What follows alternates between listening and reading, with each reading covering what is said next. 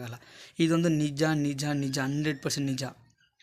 ಅವನು ಅನ್ಕೋಬೇಕು, ಅವನು ಅಂದ್ಕೊಂಡ್ರೆ ನಿನಗದು ನಡೆಯುತ್ತೆ. ಅವನು ಅಂದ್ಕೊಂಡ್ರೆ ನೀನು ಆ ಜಾಗಕ್ಕೆ ಹೋಗ್ತೀಯ. ಅವನು ಅಂದ್ಕೊಂಡ್ರೇ ನೀವು ಅವನ ಶಿವನ್ ಎಲ್ಲಿರ್ತಾನೋ ಈ ಜಾಗದಲ್ಲಿ ನಿಮ್ಮ ಪಾದಗಳು ಅಲ್ಲಿ ಬಂದು ನಿಮಗೆ ಏನೋ ಇರುತ್ತೆ ನಿಮಗೆ.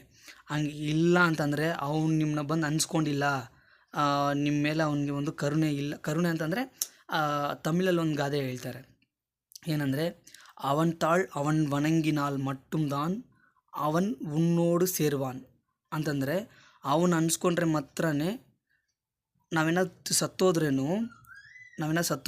ಡೈರೆಕ್ಟಾಗಿ ಹೋಗ್ಬಿಟ್ಟು ನಮ್ಗೆ ಇನ್ನೊಂದು ಜನ್ಮ ಅನ್ನೋದು ಸಿಗೋದೇ ಇಲ್ಲ.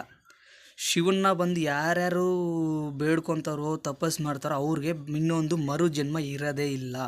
ಇದು 100% ಶ್ಯೂರ್. ಮರು ಜನ್ಮ ಅವ್ರಿಗೆ